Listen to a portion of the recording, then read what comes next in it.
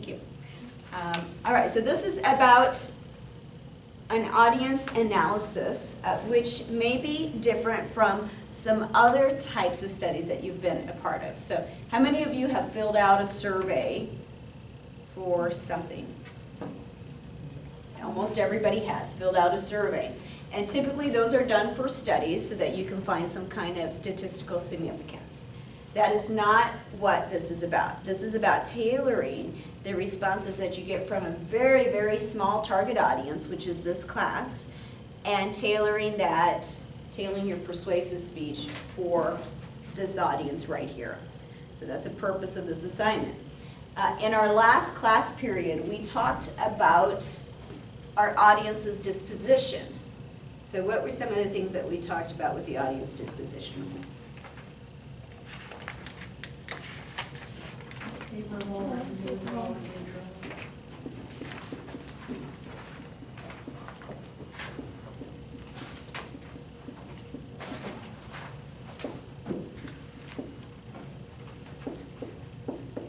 Okay, and we know that we're looking at any kind of a range in between these choices. So it's unlikely that you're going to find an audience that's all the way on one side of favorable, all the way on side of unfavorable.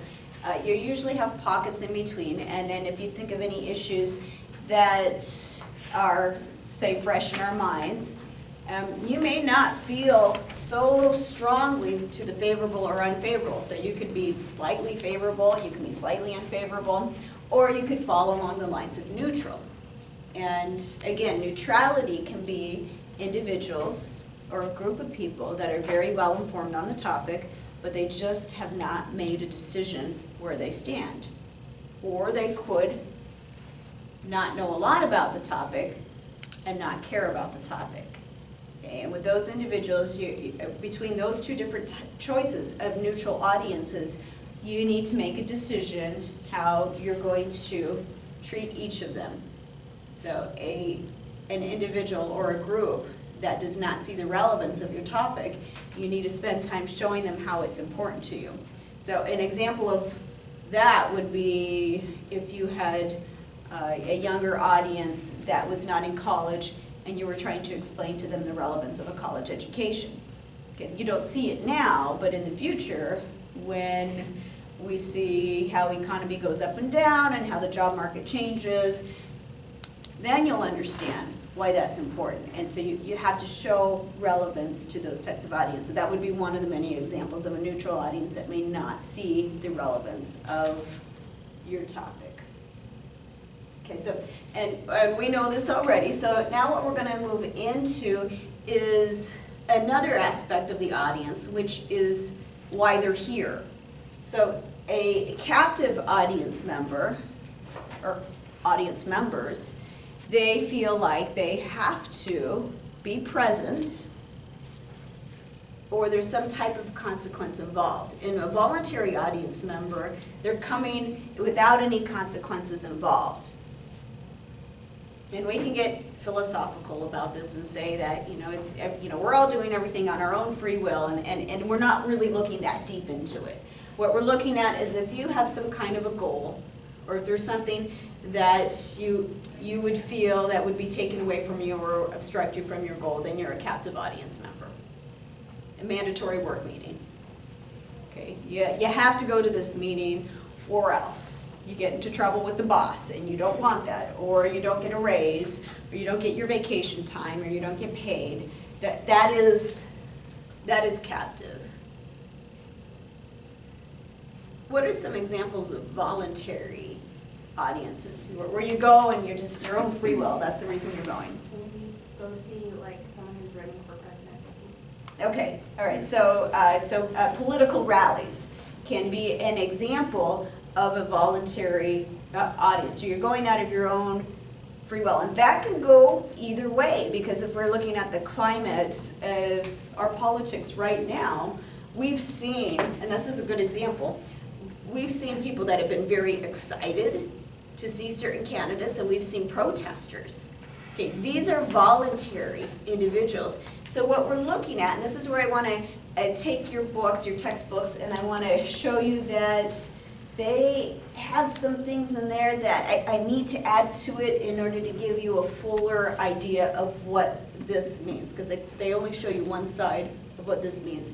Sometimes when people think voluntary, and that would be including your textbook, they would say it's more likely they're going to be favorable. But we know that's not the case, because if you're protesting something, you're unfavorable. Okay, so think about, let's think about a favorable thing that we go to. We have music lovers here, right? Okay. How many other music lovers do we have in here? Okay, most of you. Okay. Concerts, you guys like concerts? Okay, so when you go to a concert, okay, think of your favoriteest musician. Who is it? Who do we like? She's not telling.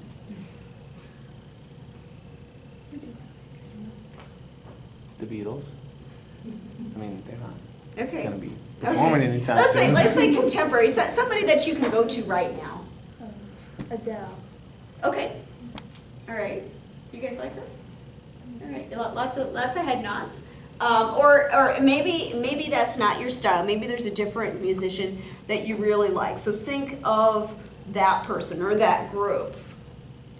Okay. And let's say you had tickets to their concert and you went to the concert. How do you feel about this? Excited. Okay. Are you just like excited, or are you like excited? So here we have our levels of emotions. They're rising. Okay, now let's forget that we're in this classroom here for just a moment and put yourself in that concert. Where are your emotions? Excited. And then that song, okay, who has that favorite song? All right, you have that in your mind?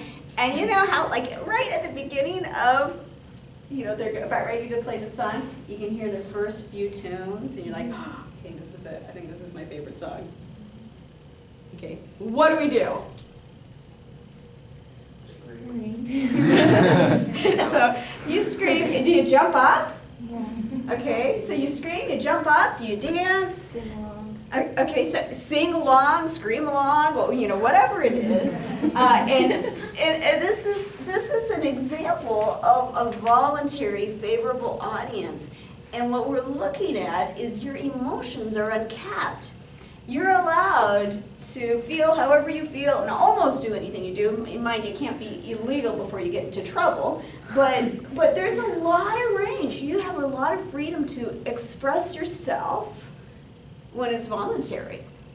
So it can go the other way, like a political rally where you're protesting, or a town hall meeting where you're protesting. That would probably be more appropriate.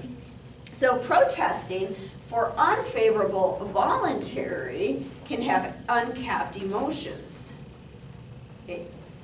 If you're going into an organization, or if you're going to a public forum and you're giving a presentation, you should know, is this audience voluntary or captive? Because that's going to make a difference to where they're going to show your emotions. Do they like your topic or don't they like your topic? Okay, you need to know how to handle that. If they're highly favorable, they can be difficult to kind of reel in. If they're highly unfavorable, they're going to be very difficult to reel in. But it's going to be different. It's going to be a different kind of approach you take for those audience members. So when you do your surveys, you need to know where this class stands.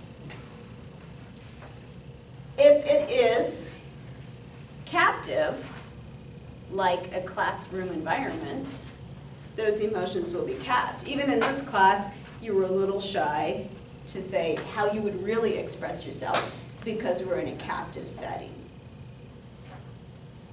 Okay, we can go ahead and stop. Thank you.